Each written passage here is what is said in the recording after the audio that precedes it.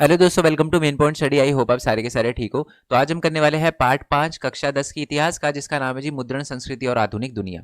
बहुत ही ज्यादा easy chapter है, तो चलो जी अपना चैप्टर शुरू करते हैं। और हमारी प्रथा है कि हम चैप्टर के नाम से शुरू करते हैं। तो चैप्टर का नाम है जी मुद्रण संस्कृति और आधुनिक दुनिया। सर, ये मुद्रण का मतलब क्या होता है? मुद्रण का मतलब होता है जी प्रिंट। जैसे कि आज जो भी बुकें आपके पास वो सारी प्रिंटेड है ना, मशीनों से छपी हुई है ना। जो भी आपकी English, Hindi, math, ST, science जो भी बुक है आपके पास वो सारी प्रिंटेड है, मशीनों से छपी हुई है। अब आपके दिमाग में सबसे पहला क्वेश्चन तो यही आता है कि सर चलो आज जो बुकें हैं वो मशीनों से छपती है, तो सबसे पहले मशीन किसने बनाई होगी जिससे बुक वगैरह छापी जाती है? तो मैं आपको बता दूं कि बुक छापने की सबसे पहली मशीन जो है ना, वो जोहान गुटनबर्ग ने बनाई थी। डोंट वरी, ये सारी की सारी चीजें नोट्स में नीचे लिखी हुई है, बट पहले चीजें आपको क्लियर कर दूं ना, चैप्टर बहुत ईजी हो जाएगा आपके लिए समझना फिर। तो सबसे पहले माना जाता है कि बुक छापने की सबसे पहली मशीन जो है ना, वो जोहान गुटनबर्ग ने बनाई। कब बनाई थी? 1448 में बनाई। और उसने सबसे पहले बुक कौन सी छापी होगी? मैं आपको बता दूं, नाम से पता चल रहा है वो क्रिश्चियन थे। तो उन्होंने सबसे पहले बुक जो छापी थी ना, वो छापी थी जी बाइबल। ठीक है, सबसे पहले जो उन्होंने बुक छापी थी अपनी मैकेनिकल प्रिंटिंग प्रेस से, वो छापी थी बाइबल। और उन्होंने 180 बुक छापी थी। और आप जानते हो उनको कितना टाइम लगा? उनको लगे 3 साल। अब बोलोगे सर इतना ज्यादा टाइम, बट एक्चुअल में वो उस टाइम के हिसाब से बहुत ज्यादा जल्दी था। ठीक है, मतलब 3 साल ने 180 बुक जो है वो एक तरह से इम्पॉसिबल होता था उस समय छापना। चलो जी, ये बात तो हमें समझ आ गई कि सर क्या होता था कि जो प्रिंटेड बुक है आज, और सबसे पहले प्रिंट करने वाली मशीन जो है, किताबें छापने की मशीन जो है, वो जोहान गुटनबर्ग ने 1448 में बनाई थी, जिससे उन्होंने सबसे पहले बाइबल छापी थी। तो क्या सर जोहान गुटनबर्ग की मशीन बनाने से पहले क्या बुकें नहीं हुआ करती थी? द आंसर इज नो, बुकें हुआ करती थी। बट वो बुकें है ना, मशीनों से नहीं छपती थी, क्योंकि मशीन तो थी नहीं। तो बुकें हाथों से लिखी जाती थी। यस तो नो, क्लियर हो गया ना? हस्तलिखित पांडुलिपियां होती थी। हस्तलिखित पांडुलिपि उनको ही, जो हाथों से लिखी जो बुकें होती है ना, उनको हस्तलिखित पांडुलिपि कहते हैं। ठीक है जी। सर ये हमें समझ आ गया। जैसे कि मैं आपको एग्जांपल देता हूं, जैसे हमारे बहुत पुराने पुराने जो वेद वगैरह ना, बहुत पुरानी जो पुस्तकें हमें मिलती है भारत के अंदर से, वो सारी हाथों से लिखी गई थी, क्योंकि उस समय तो मशीनें वगैरह नहीं हुआ करती थी। चलो जी, ये हमें समझ आ गया। सर पूरी दुनिया में इतने सारे देश है, ठीक है, तो अब आप ये बताओ कि सर सबसे पहले बुक छापने का सिस्टम कहां पर स्टार्ट हुआ? तो मैं आपको बता दूं, आपकी बुक में ये लिखा हुआ है कि सबसे पहले बुक छापने वाला सिस्टम जो है ना, वो चाइना में शुरू हुआ। अब आप बोलोगे सर चाइना में क्यों, उनको क्या जरूरत पड़ी थी बुक छापने की? तो मैं आपको बता दूं, चाइना में है ना, पुराने समय में राजा रानी वाला सिस्टम हुआ करता था। और वहां का जो राजा और रानी जो भी हुआ करते थे ना, वो बहुत इंटेलिजेंट थे। उनको पता था कि यार अपनी सेना में ऐसे ऐसे लोगों को हमें भर्ती करना चाहिए जो इंटेलिजेंट हो, है ना। अब आप किसी की इंटेलिजेंसी कैसे चेक करोगे? ये कैसे पता करोगे कि कोई इंटेलिजेंट है या नहीं है? उनका एग्जाम लेकर। तो मैं आपको बता दूं, हमारे क्या कहते हैं, चाइना के अंदर है ना, बहुत ही सिविल सर्विसेज का बहुत बड़ा एग्जाम हुआ करता था उस समय, बहुत बड़ा एग्जाम हुआ करता था। ठीक है, और उसके लिए पुस्तकें लिखी जाती थी, क्योंकि जो भी एग्जाम देना चाहता था, सेना में भर्ती होना चाहता था, उसको क्या करना पड़ता था? पेपर देना पड़ता था, प्रिपरेशन करनी पड़ती थी। तो उसी प्रिपरेशन के लिए क्या होती थी, बहुत सारी बुकें वगैरह छपती थी। तो माना जाता है कि ऐसे ही सबसे पहले चाइना में बुक लिखने का सिस्टम जो है वो शुरू हुआ। ठीक है, और जैसे जैसे एग्जाम देने वाले बच्चे की संख्या बढ़ती गई, वैसे वैसे बुकें छपना भी ज्यादा होती गई। ठीक है, ओके जी। उसके बाद है ना, ये चाइना की जो हाथ से लिखने वाली बुकों की तकनीक थी ना, वो कहां पर? हमारे जापान में भी फैल गई। ठीक है जी। तो जापान में भी मैं आपको बता दूं, अच्छा कैसे फैली? चाइना में आपको पता है पहले बुद्धिस्ट वगैरह लोग बहुत ज्यादा रहते थे। तो वो जो बुद्धिस्ट लोग हैं, बुद्धिस्ट आपको पता है ना, हमारे गौतम बुद्धा के बहुत सारे अनुयायी चाइना गए थे, फिर चाइना में हमारे जो बुद्धिस्ट रिलीजन का उन्होंने प्रसार किया। इस उसी के फिर उसी को लेकर बहुत सारे जो चाइना में बुद्धिस्ट थे ना, उन्होंने बुद्धिस्ट धर्म को फैलाने के लिए वो कहां पर गए? वो गए जापान। और जापान में उन्होंने वहां के लोगों को बताया कि जी बुक वगैरह भी छपती है। ओके, और जापान के लोग थोड़ा सा हैरान हो गए, अच्छा जी बहुत बढ़िया है, तो बढ़िया सिस्टम है, बुकें वगैरह छपती है। और उन्होंने अपनी पहली बुक जो छापी थी ना, उसका नाम था जी डायमंड सूत्रा। और वो छापी थी 868 एडी में। जैसे कि अभी कौन सा साल चल रहा है? जैसे कि अभी आपको पता है कि अभी चल रहा है 2022, तो 868 एडी में, यानी ऑलमोस्ट ऑलमोस्ट आज से 1200 साल पहले जो है वो जापान की सबसे पहली पुस्तक छपी थी, जिसका नाम था जी डायमंड सूत्रा। क्या नाम था जी? डायमंड सूत्रा पहली पुस्तक थी। चलो जी, ये हमें समझ आ गया सर। अच्छा, तो सर ये बताओ कि चाइना में सबसे पहले बुकें हाथों से लिखी जाती थी, तो क्या डायरेक्टली मशीनें आ गई थी? The answer is no. तो मैं आपको बता दूं, चाइना में सबसे पहले क्या होता था, हाथों से लिखी जाती थी बुक। उसके बाद क्या होने लग गया कि है ना, उन्होंने सोचा कि यार ऐसे बहुत टाइम लगता है, हाथों में हाथ दर्द हो जाते हैं। तो उन्होंने क्या किया कि लकड़ी वगैरह को काटा, लकड़ी के जो काट के मतलब हिस्से होते हैं, लकड़ी को ऐसे काटा, और उस पर वर्ड वगैरह तराशे, पिक्चर वगैरह तराशी, और फिर उस पर इंक वगैरह लगाई जाती थी, और फिर पेपर उस पर रखा जाता था और पेपर पे छप जाता था। समझ गए ना? जैसे यहाँ पर जैसे मैं आपको एक पिक्चर दिखाता हूँ, ये देखो ये पर्सन है, ठीक है। इन्होंने क्या किया, एक पिक्चर वगैरह बनाई है कोई, मेरे को तो लग रहा है कि कोई वो होती है ना, लहर जो होती है पानी में आती है ना, तो उन्होंने सुनामी जैसी पिक्चर बना रखी है इन्होंने। तो अब क्या होगा, ये पूरी बना लेंगे, उसके बाद इंक लगाएंगे, देखो ये ना बिल्कुल उसको खरोच रहे हैं ताकि बिल्कुल शेप आ जाए एक लहर की। तो उसके बाद क्या करेंगे, उस पे वो इंक लगाएंगे इस पे, और उसके बाद कागज लगाएंगे और कागज पे वो छप जाएगा। तो यही हुआ करता था वुड ब्लॉक प्रिंटिंग, और ये आई थी 594 एडी में।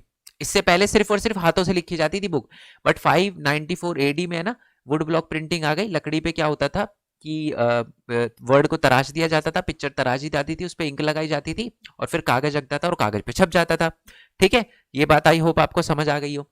चलो जी, अब सर आप ये बताओ कि जो पेज था, क्या उस समय पेज भी उसी क्वालिटी का था जो आज था? The answer is no. मैं आपको बात बताता हूँ, चाइना में ना उस समय पेज है ना बहुत ही ज्यादा पतला हुआ करता था, ठीक है, और उसमें छेद भी हुआ करते थे। तो तो क्या होता था जो वुड ब्लॉक प्रिंटिंग है ना, तो एक साइड तो छाप देते थे, बट जैसे ही पेपर को पलटने की कोशिश करते थे ना और दूसरी तरफ छापने की कोशिश करते थे और उसको थोड़ा दबाते थे, तो पेपर फट जाता था। तो उसी वजह से क्या हुआ, चाइना में अकॉर्डियन बुक आई। ठीक है, अकॉर्डियन बुक। अभी आप सोच रहे होगे सर पूरा चैप्टर यहीं समझा दोगे क्या, नीचे नहीं करोगे?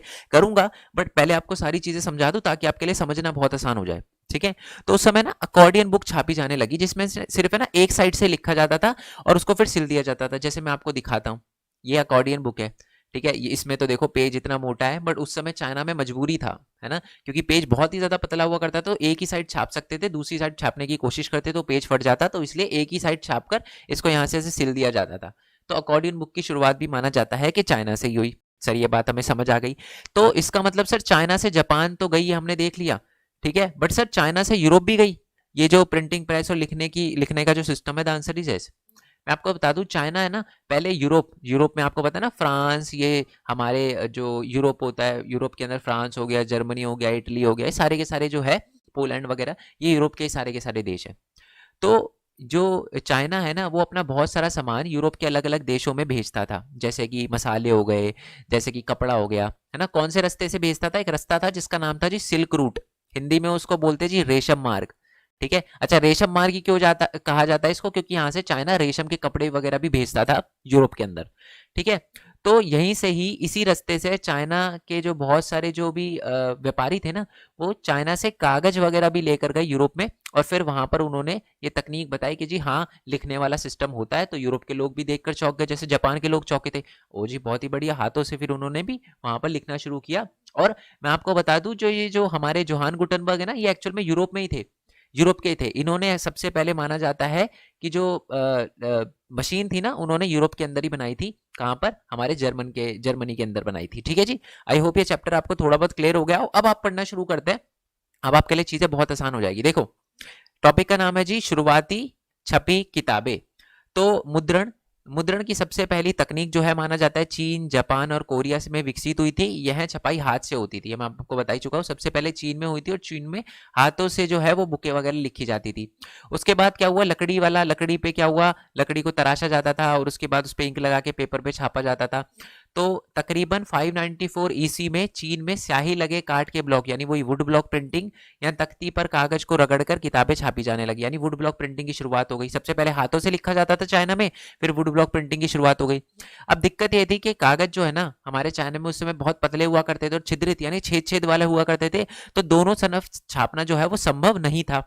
और इसी वजह से चाइना के अंदर पारंपरिक किताबें, जिसको हम अकॉर्डियन शैली की किताबें कहते हैं, वो आना शुरू हो गई, जिसमें क्या किया जाता था, एक किनारे पर लिखा जाता था और फिर मोड़ कर उसे सिल दिया जाता था, है ना। अकॉर्डियन बुक में यही होता था ना, एक तरफ जो है लिखा जाता था, उसे मोड़कर यहाँ पर सिल दिया जाता था। तो ये अकॉर्डियन बुकें भी माना जाता है कि हमारे चाइना में शुरुआत हुई थी। अब है ना, कुछ लोग होते थे जो बहुत सुंदर, क्योंकि आप देखो बुकें हाथों से लिखी जाती थी पहले, तो हाथों से लिखी जाती थी ना, तो लिखने की कला भी बहुत मशहूर थी, मतलब डिजाइनिंग, मतलब अच्छी तरीके से जो बंदा लिखता था ना, उसको बहुत बढ़िया माना जाता था।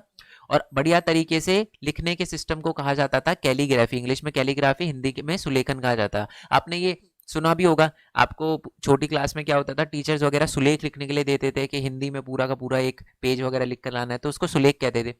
तो अच्छी राइटिंग में जो लिखता था, तो उस सिस्टम को कैलीग्राफी कहा जाता था। चलो जी, ये भी हमें समझ आ गया। सर आपने बताया था कि चीन में सबसे पहले जो है वो किताबें छापी जाती थी, क्योंकि वहां पर वो ब्यूरोक्रेसी का सिस्टम हुआ करता था, सिविल सेवा का सिस्टम हुआ करता था। तो वो तो अभी तक आया ही नहीं, आ गया जी देखो वो भी। तो माना जाता है कि चीन की नौकरशाही विशालकाय थी, यानी वहाँ पर जो लोग होते थे ना, सेनापति या नौकर वगैरह बहुत ज़्यादा हुआ करते थे। और इनकी नियुक्ति, यानी इनको नियुक्त किया जाता था, इनको अगर आपको इनको इनकी जो नियुक्ति होती ना, वो सिविल सेवा परीक्षा से होती थी। मतलब अगर आपको नौकरशाही में, चीन की नौकरशाही में पार्ट लेना है, चीन की नौकरशाही बनना है, आपको राजा के लिए काम करना है, तो उसके लिए आपको सिविल सेवा का एग्जाम देना होता था। तो चीनी राजतंत्र ने इन परीक्षाओं के लिए बड़ी तादाद में किताबें छपवाता था। तो चीन का जो राजतंत्र था ना, राजा ने देखा यार अब सिविल सर्विस का अगर हम एग्जाम ले रहे हैं तो कुछ बुकें वगैरह भी छपनी चाहिए, तभी तो जाकर वो थोड़ा प्रिपेयर कर पाएंगे लोग, तो इसलिए बुक वगैरह छापना शुरू किया। 16वीं सदी में परीक्षा देने वालों की तादाद बढ़ी, जिससे किताबों की मात्रा भी बढ़ी। जैसे जैसे लोगों ने पेपर देना ज्यादा शुरू किया, वैसे वैसे किताबों की संख्या भी बढ़ती गई। 17वीं शताब्दी में मुद्रित सामग्री के उपभोक्ता सिर्फ विद्वान और अधिकारी नहीं रहे, व्यापारी ने भी अपने रोजमर्रा के कारोबार की जानकारी के लिए मुद्रित सामग्री का इस्तेमाल करने लगे। इसका मतलब क्या है? इसका मतलब है कि सबसे पहले जो बुकें होती थी वो तो सिर्फ वो लोग जो सिविल सेवा की परीक्षा देना चाहते थे उन्हीं के लिए होती थी, पर अब धीरे धीरे क्या होने लग गया कि दूसरे लोग भी जो मतलब सिविल सेवा का एग्जाम नहीं देना चाहते थे वो भी पढ़ने लगे। जैसे कि व्यापारी व्यापारी भी जो अपने कारोबार की और रोजमर्रा की भी जो भी जानकारी हुआ करती थी ना, वो भी मुद्रित सामग्रियों से, बुक वगैरह से लेने लगे, उनका इस्तेमाल करने लगे ताकि उनको जानकारी वगैरह प्राप्त हो। और अब है ना, पढ़ना एक शगल शगल भी बन गया था, लीजर एक्टिविटी। लीजर एक्टिविटी का मतलब होता है कि जो मतलब महंगी बातचीत वाले लोग हैं ना, वो ही पढ़ते हैं। तो मतलब ये माना जाता था कि जो पढ़ने वाला होता है ना, वो बहुत ही महंगी बातचीत वाला होता है। तो मतलब हर अमीर बंदा जो है उस समय बुक पढ़ने लग गया था। ठीक है, चलो। अब पुस्तकें भी जो है वो अलग अलग विषयों पर पुस्तकें वगैरह लिखी जाती थी, जैसे महिलाओं। और उसके बाद फिर क्या हुआ, पहले आपको पता है महिलाओं वगैरह को बहुत रिस्ट्रिक्शन में रखा जाता था, पर उसके बाद क्या हुआ कि महिलाओं ने भी पढ़ना शुरू कर दिया और उन्होंने भी अपनी काव्य वगैरह, यानी जो भी अपनी पोयम वगैरह होती है वो सारी की सारी उन्होंने लिखना वगैरह शुरू कर दी। और उसके बाद क्या हुआ था, उसके बाद मैंने आपको बताया था कि हमारे यूरोप के अंदर एक जोहान गुटनबर्ग थे, उसने क्या किया था, एक मशीन बनाई थी जो बुक वगैरह छापती थी, है ना, मशीन मशीन बनाई थी। तो पहले तो चाइना के अंदर हाथ से और लकड़ी का वो जो काट होता था उसी पे सारा का सारा लिखा हुआ सिस्टम हुआ करता था। और उसके बाद क्या है, यूरोप के अंदर मशीन वगैरह आ गई, और ये यूरोप की मशीन जो है वो 19वीं शताब्दी में हमारे चीन तक भी पहुंच गई। यानी जोहान गुटनबर्ग ने जो मशीन बनाई थी, वैसे ही 2-3 मशीनें जो है वो चीन में पहुंच गई। और 19वीं शताब्दी में चीन में पश्चिमी मुद्रण प्रणाली और मशीनें प्रेस का आयात भी हुआ। मतलब चाइना के अंदर जो है वो आयात हुई, यानी जो यूरोप की मशीनें थी वो चाइना के अंदर आई। और जो शंघाई था, शंघाई बेसिकली चाइना के अंदर है, वो प्रिंट संस्कृति का एक नया केंद्र बन गया। मतलब वहां पर जो है वो एक माना जाता है कि वहां पर बहुत सारी बुकें छपी जाती थी, ठीक है, मशीनों वगैरह से। चलो, अब उसके बाद मैं आपको ये भी बता चुका हूँ कि जापान में मुद्रण सबसे पहले कैसा आया।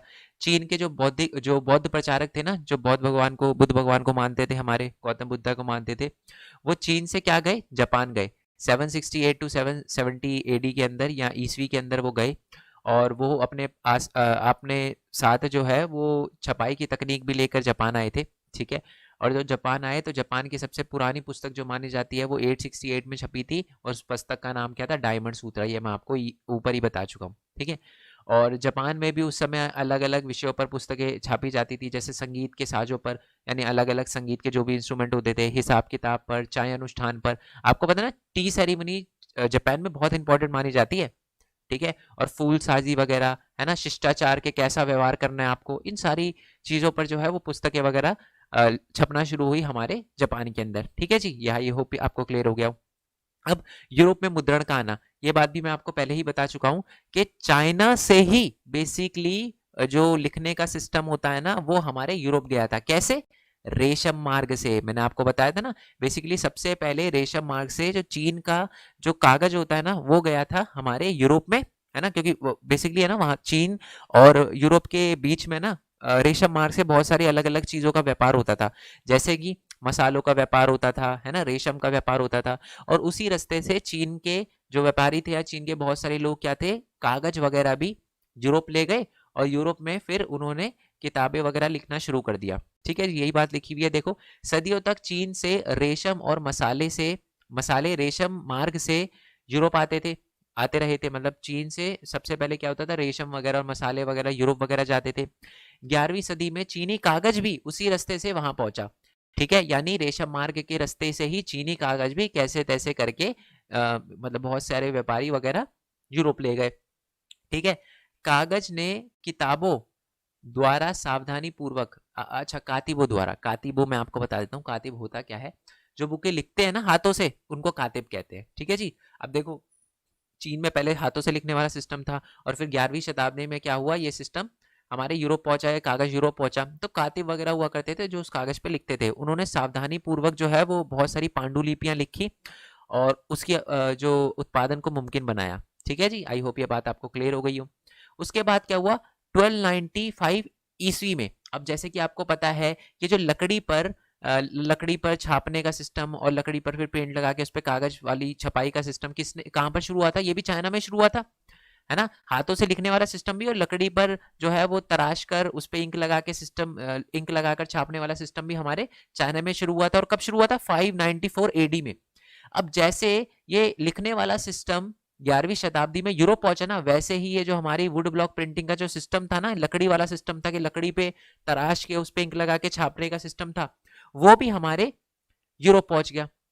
अब यूरोप कैसे पहुंचा, यूरोप पहुंचा एक पर्सन की वजह से जिसका नाम था जी मार्को पोलो। देखो 1295 ईस्वी में मार्को पोलो नामक महान खोजी यात्री would block would block printing वाली छपाई तकनीक चीन से इटली ले गए, और इटली आपको पता ही है यूरोप में, ठीक है। और फिर यूरोप से ही वो और फिर इटली से ही वो पूरे यूरोप में फैल गया, मतलब इटली से फिर फ्रांस, फिर जर्मनी, है ना, फिर अलग अलग जगहों पर, यानी पूरे यूरोप में धीरे धीरे फैल गया। देखो यही लिखा है, जल्द ही ये तकनीक पूरे ही यूरोप में फैल गई, ठीक है। तो अगर आपसे पूछे कि वुड ब्लॉक प्रिंटिंग जो है वो इटली के अंदर या यूरोप के अंदर कौन लेकर आया था, वो मार्को पोलो लेकर आया था, जो खोजी यात्री था, जो अलग अलग जगह घूमता था। और जब वो चाइना में रहा तो उसने देखा कि चाइना के अंदर वुड ब्लॉक प्रिंटिंग होती है, और यही तकनीक वो 1295 के अंदर हमारे इटली में लेकर आया, जो कि पूरे यूरोप में फैल गई, ठीक है।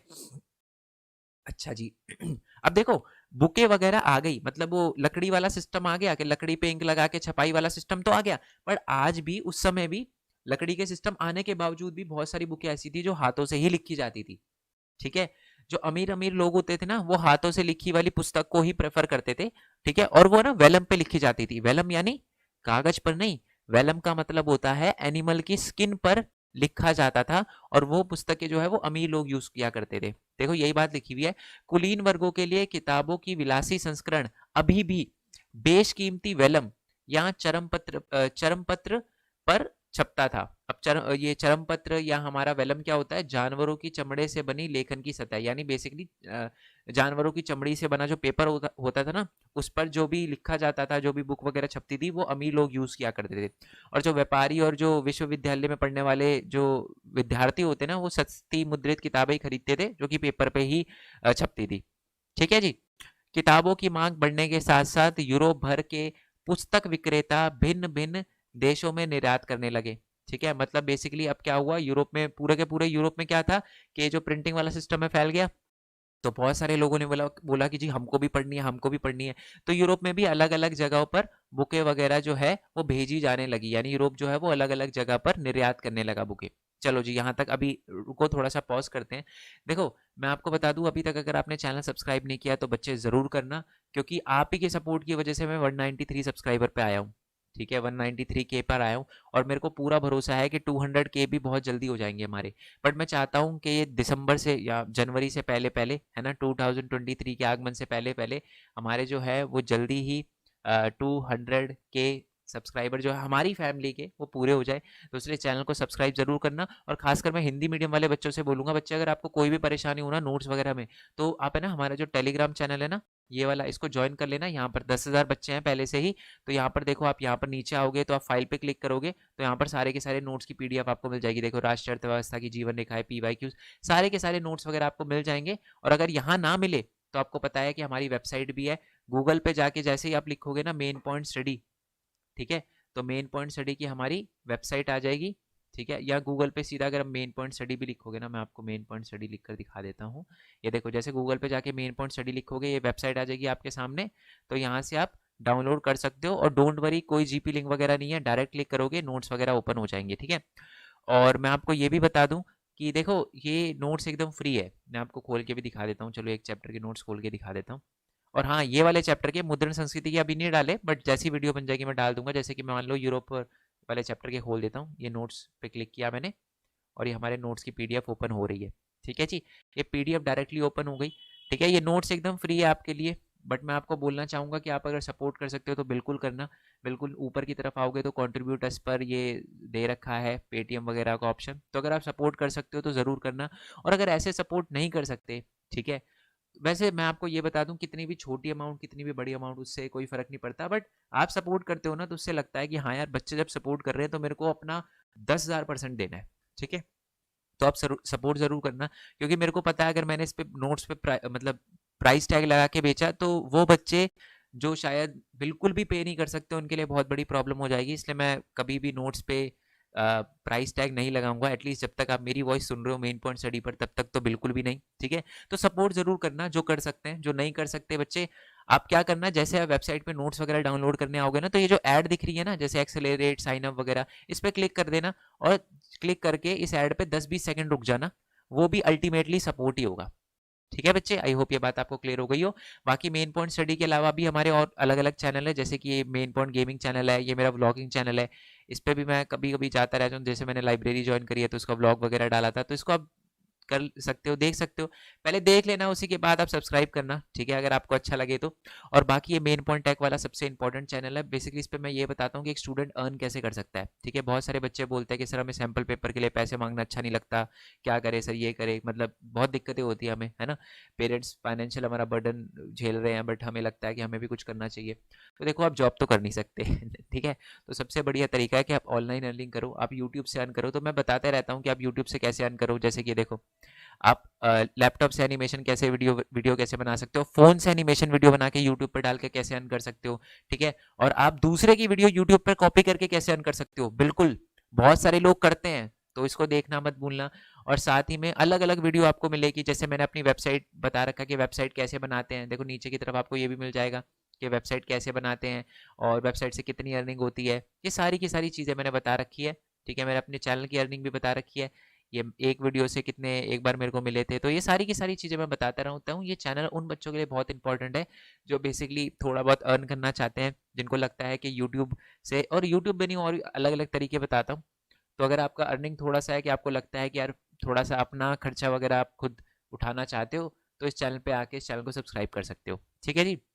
चलो जी, दोबारा से आ जाते हैं जी टॉपिक पे। ओके चलो, और बाकी अलग अलग चैप्टर भी अपलोड कर चुका हूँ, सबका लिंक भी आपको नीचे डिस्क्रिप्शन में मिल जाएगा, ठीक है जी। अब आ जाते हैं दोबारा से। तो मैंने जैसे कि बताया कि जो किताबों की मांग है ना पूरे यूरोप में धीरे धीरे बढ़ने लगी, और इसी वजह से जो यूरोप के अंदर किताबें बेचने वाले थे ना, उन्होंने पूरे अलग अलग यूरोप के अंदर, यूरोप के जो भी अलग अलग देश थे वहां पर किताबें वगैरह भी एक्सपोर्ट करना शुरू कर दिया। अब क्योंकि उस समय पुस्तकें हाथों से लिखी जाती थी, तो हाथों से लिखने में बहुत टाइम लगता था, और एक बुक को लिखने में ही कम से कम 2-3 महीने लग जाते थे।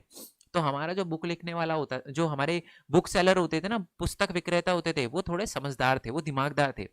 उनको पता है कि यार एक बंदे को अगर बुक लिखने पे लगाएंगे ना, तो वो बंदा आराम से 2-3 महीने निकाल देगा।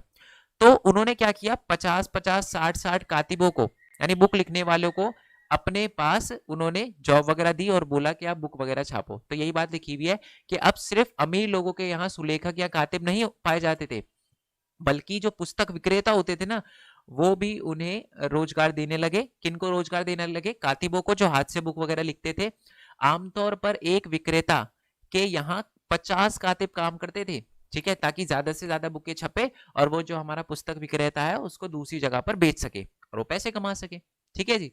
देखो, लेकिन कातिबों की अबाध बढ़ती मांग हस्तलिखित पांडुलिपियों से पूरी नहीं होने वाली थी, क्योंकि देखो बुक पढ़ने वाले बहुत थे, और कातिब है ना, जैसे कि एक कातिब है वो, जैसे मैंने बताया 3-4 महीने लेगा पुस्तक लिखने में, है ना। 50 कातिब लगा दोगे तो फिर भी वो एक महीने में ज्यादा से ज्यादा 20-30-40 बुक वगैरह लिख पाएंगे, ज्यादा नहीं लिख पाएंगे। बट एक्चुअल में बुक की डिमांड करने वाले बहुत ज्यादा थे, ठीक है। और आपको पता है, मैं आपको ये भी बता दूं कि हाथ से लिखी जो बुक होती थी ना, उसमें बहुत सारी समस्या भी होती थी। कौन कौन सी समस्या होती थी, ये सारी समस्या देखो। क्वेश्चन आपको डायरेक्ट बनेगा एग्जाम के अंदर, बहुत इंपॉर्टेंट है, ध्यान से सुनना। हस्तलिखित पांडुलिपि यानी हाथ से लिखी जाने वाली जो बुक होती थी ना, उनमें कई समस्या थी। कौन कौन सी? सबसे पहली समस्या तो यही थी कि हस्तलिखित पांडुलिपियों की नकल उतारना बेहद ही खर्चीला था। अब जो हमारे जो कातिब होते थे ना, जो बुक वगैरह लिखते थे, वो पुस्तक विक्रेता से बहुत पैसे लेते थे एक बुक लिखने के, तो बेसिकली बहुत ही खर्चीला पड़ता था हमारे पुस्तक विक्रेता के लिए, ठीक है। यह कार्य समय साध्य था और श्रम साध्य भी था, समय साध्य और श्रम साध्य का क्या मतलब है? इसका मतलब है कि बहुत ज़्यादा टाइम लगता था बुक वगैरह छापने में, हाथ से जो बुक वगैरह लिखी जाती थी ना, उसमें बहुत टाइम लगता था और बहुत सारे वर्कर वगैरह या बहुत सारे कातिबों को लगाना पड़ता था। तो ये एक बहुत बड़ी प्रॉब्लम थी। दूसरी प्रॉब्लम थी, पहली प्रॉब्लम खर्चीली थी, दूसरा टाइम बहुत लगता था और बहुत सारे लोगों को लगवाना पड़ता था काम पर। तीसरी बहुत बड़ी प्रॉब्लम ये थी कि पांडुलिपि अक्सर नाजुक होती थी, उनके लाने ले जाने और रख रखाव में तमाम मुश्किलें होती थी। अब जो हाथ से लिखी जाती थी ना, उसमें यही सबसे बड़ी प्रॉब्लम होती थी, कागज बहुत ही पतले होते थे। ठीक है, आपको पता ही है। तो सबसे बड़ी प्रॉब्लम यही आती थी कि जो लिख रहा है उसको तो प्रॉब्लम होती होती थी। बहुत बार तो ऐसा होता था, जो कातिब है वो बुक लिख रहा है और एकदम से आधी बुक लिख ली, पता चला पन्ना ही फट गया, है ना। तो ये प्रॉब्लम होती थी। उससे ज्यादा प्रॉब्लम पढ़ने वाले को होती थी, क्योंकि वो बहुत प्यार प्यार से हर एक वर्ड जो है वो आराम आराम से पलट पलट कर पढ़ता था। तो ये भी एक बहुत बड़ी प्रॉब्लम थी। ठीक है, आगे देखो। उसके बाद क्या हुआ, किताबों की बढ़ती मांग के चलते वुड ब्लॉक प्रिंटिंग मशहूर होता गया। और उसी के बाद क्या है कि जब आप पता चला कि यार बहुत ही ज्यादा खर्चीला है और बहुत ही दिक्कत हो रही है, तो अब धीरे धीरे क्या हुआ कि वुड ब्लॉक प्रिंटिंग मशहूर होने लग गई, है ना। वैसे वुड ब्लॉक प्रिंटिंग पहले भी थी, ठीक है, 594 एडी में ही चाइना के अंदर आ गई थी, बट उसका इतना ज्यादा यूज नहीं किया जाता था। बट जब बहुत ज्यादा डिमांड आने लग गई, तो उसके बाद वुड ब्लॉक प्रिंटिंग का उपयोग करने लग गए, है ना। उस पर क्या होता था, सीधा लकड़ी को तराश दिया जाता था, एक बार तराश दिया, उसके बाद इंक लगाओ छापो, इंक लगाओ छापो, इंक लगाओ छापो, ये वाला सिस्टम हुआ करता था। बट मांग जो थी वो किताबों की इतनी ज्यादा हो गई, ठीक है, कि अब एक नई तकनीक की जरूरत पड़ी। और वही तकनीक थी जो हमारा गुटनबर्ग लेकर आया था। देखो यही बात लिखी है, परंतु किताबें छापने के लिए इससे भी तेज और सस्ती मुद्रण तकनीक की जरूरत थी। वुड ब्लॉक प्रिंटिंग भी थोड़ा महंगा हुआ करता था, क्योंकि लकड़ी को छापने वाला जो होता था ना, लकड़ी पे जो वर्ड तराशता था, वो भी बहुत पैसे लेता था। तो दिक्कत वही थी। ठीक है, और वुड वुड का वो जो लकड़ी का वो जो बनाने में ना बहुत टाइम लगता था। तो इस चीज को सुधारा किसने, हमारे जोहान गुटनबर्ग ने, जिसने मैकेनिकल प्रिंटिंग प्रेस बनाई थी। ठीक है, मैकेनिकल प्रिंटिंग प्रेस यानी ऐसी मशीन बनाई थी उसने, ये वाली मशीन बनाई थी। इससे क्या होता था, सीधा पेपर डालो मशीन में और वो छप जाता था। ठीक है, अब वो कैसे छपता था उसी के बारे में हम पढ़ते हैं। और ये मैकेनिकल प्रिंटिंग प्रेस का आइडिया हमारे गुटनबर्ग के दिमाग में कैसे आया और उसने कैसे मशीन बनाई, उसके बारे में लिखा। आपसे एग्जाम में क्वेश्चन आता है कि गुटनबर्ग की जो प्रिंटिंग प्रेस थी, मैकेनिकल प्रिंटिंग प्रेस थी, उसके बारे में बताइए, या उसने वो मैकेनिकल प्रिंटिंग कैसे बनाई।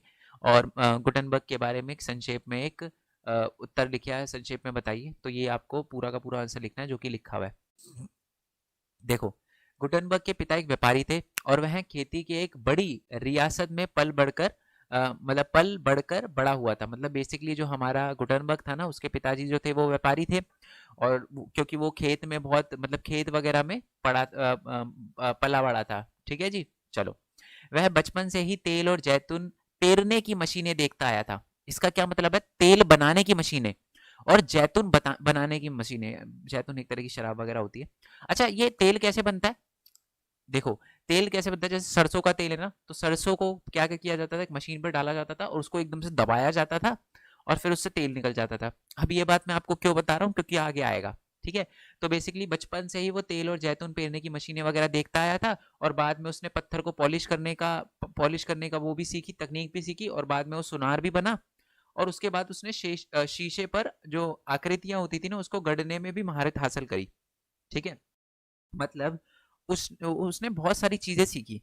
अब उसको काम कैसे आई है, देखो मैं आपको बताता हूँ। देखो नेक्स्ट लाइन यही लिखी हुई है, अपने ज्ञान और अनुभव का इस्तेमाल उसने अपने नए आविष्कार में किया।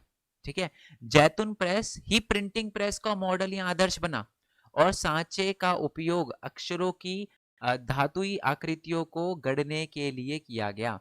पता है होता क्या था, जैसे मैंने बताया, ये एक कंटेनर है, इसमें ये मान लो सरसों भर दिया जाता था और फिर इसको एक दबाया जाता था, एक इससे धातु की आकृति वाले उससे। तो इसने क्या किया, नीचे की तरफ उस पर अक्षर वगैरह उकेर दिए। अब उसके लिए बड़ा आसान था, क्योंकि उसने पहले ही सुनार वगैरह का काम, छोटी छोटी चीजों पर अक्षर वगैरह उकेरने का काम कर रखा था, उसने पॉलिश वगैरह करना वगैरह उसे आता था। तो उसने क्या किया, कुछ नहीं, इस सरसों की जगह पेपर डलवा दिया। ठीक है, और ये ऊपर जो दबाया जाता था ना, उस पर अक्षर वगैरह लिखकर उस पर पेंट लगा दिया, बन गई मशीन। ठीक है, और उसके बाद उसे थोड़ा बहुत टाइम लगा, बट उसने ना, गुटनबर्ग ने 1448 के अंदर अपना ये यंत्र मुकम्मल कर लिया, पूरा बना दिया। और उसने जो पहली किताब छापी थी, क्या बताया था, बाइबल छापी थी।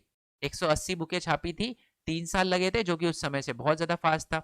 ओके, और जो प्रिंटिंग प्रेस से बुक छापी जाती थी ना, उसकी क्या क्या विशेषता थी, सबसे पहली विशेषता थी कि जी ये है ना एकदम से पांडुलिपि जैसे ही होती थी, स्टार्टिंग में बिल्कुल पांडुलिपि जैसी होती थी, बताना बड़ा मुश्किल था कि जी ये हाथों से छपी हुई है, हाथों से लिखी हुई है या छपी हुई है मशीन से, बड़ा बताना बड़ा मुश्किल होता था।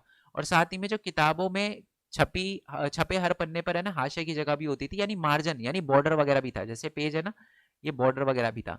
जो हाथ से लिखी जाती थी ना पांडुलिपि, उस पर बॉर्डर वगैरह नहीं हुआ करता था, क्योंकि कभी कभार कातिब बॉर्डर छोड़ना भूल जाता था, है ना। और साथ में हाशिए पर फूल पत्तियां और डिजाइन वगैरह भी बनाए जाते थे, और चित्र अक्सर पेंट वगैरह भी किए जाते थे, है ना। और उसी के साथ में चौथा पॉइंट यह है कि हर खरीदार अपनी रुचि के हिसाब से डिजाइन और पेंट वगैरह खुद तय करने और उसे सवार सकता तय कर सकता था और उसे सवार सकता था।